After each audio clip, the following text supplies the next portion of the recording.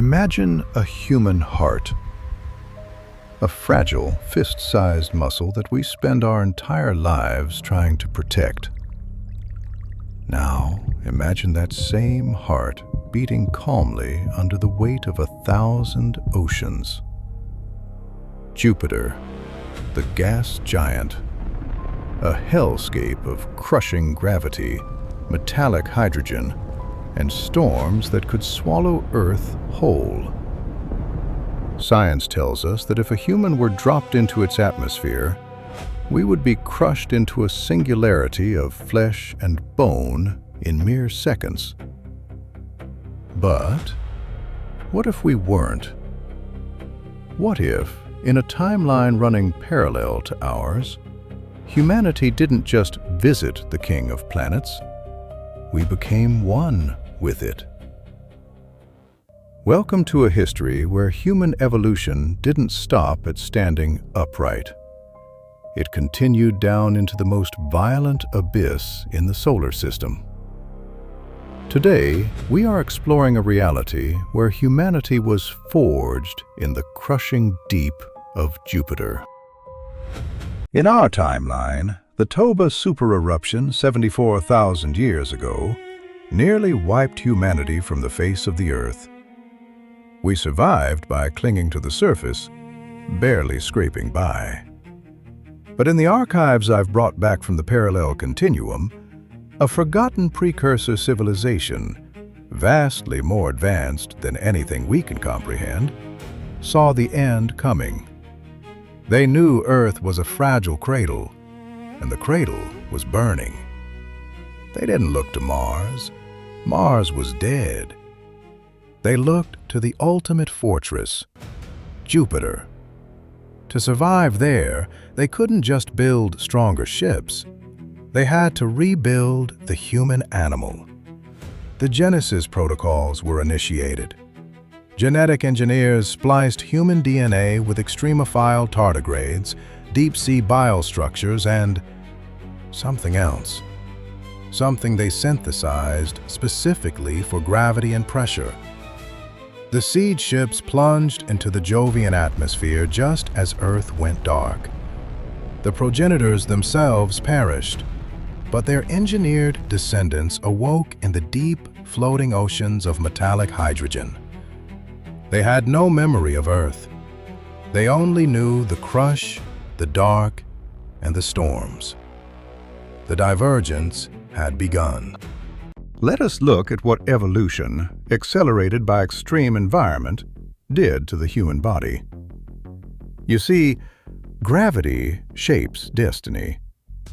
A Jovian human is not tall. They are squat, heavily muscled, standing perhaps 4 feet tall. Their bone density is comparable to tungsten. Under the immense pressure of Jupiter, gaseous lungs would collapse instantly. So, they don't breathe gas. Their lungs are highly vascularized gills that extract oxygen from the exotic liquid atmosphere, filled with a fluorocarbon-like fluid that prevents internal crushing. And the darkness. How do you see when the sun is 1 billion miles away, obscured by thousands of kilometers of clouds? They evolved bioluminescence. Patterns of light ripple across their thick, leathery skin, acting as both language and emotion. A blush is no longer red cheeks. It's a cascade of deep violet across the collarbone. But the consequences of this biology radically altered their society. Economy in the Jovian depths isn't based on gold or land. It is based on buoyancy and thermal stability. Wealth is measured by one's ability to remain in the Goldilocks zone of the metallic hydrogen layer. Fall too deep, you are crushed. Float too high, you freeze. Warfare is uniquely terrifying. Projectile weapons are useless in an atmosphere this dense.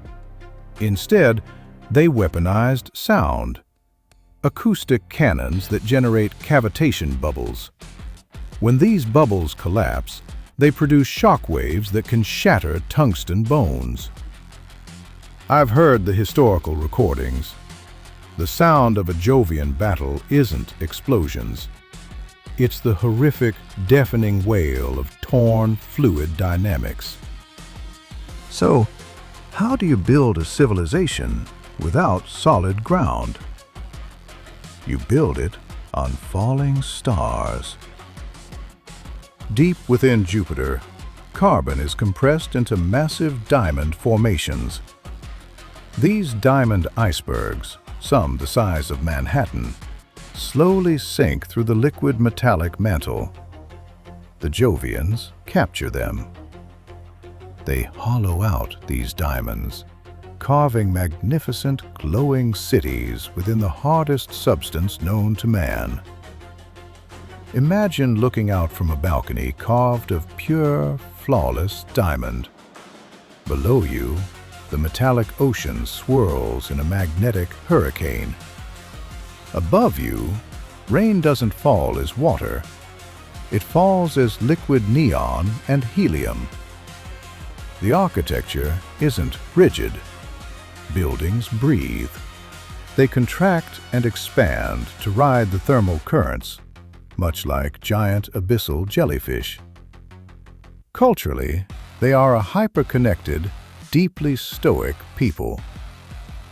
When living requires constant synchronization with the most chaotic atmosphere imaginable, individualism, well, it takes a back seat to collective survival. They don't have nations, they have drift guilds, governed by the master navigators of the storm. There is no concept of a sky in their mythology. To them, the universe is a solid block of pressure. The idea of an empty void, of a vacuum like space, is as terrifying to them as the crushing deep is to us. They tell terrifying campfire stories to their children, not of monsters, but of places where there is no pressure holding you together, where your blood would boil out of your skin. They tell stories of Earth. As I sit here, analyzing these alternate chronologies, I am struck by a profound irony. For millennia, we humans of Earth have looked up at the stars, fearing the dark, searching for worlds just like ours. We thought we needed a blue sky, gentle gravity, and liquid water to thrive. But the Jovian humans prove that life, that humanity, is a fire that cannot easily be extinguished. They are out there, in a timeline adjacent to ours, thriving in a place we consider a planetary meat grinder. They don't pity their existence. Actually, they pity us. To them, we are frail, glass-boned ghosts clinging to a dust mote, perpetually terrified of the infinite vacuum. Perhaps they are right. Or perhaps it simply shows that the human spirit is not defined by the shape of our bodies, but by our unyielding will to build a home in the dark. I am the archivist, and my journey through the branches of alternate history has only just begun. If you want to gaze into more parallel timelines, if you want to see what ancient technologies and evolutionary miracles could have been, subscribe to the What If Codex. Join me. Let us turn the page to the next reality. Until then, keep looking at the sky. They might just be looking back.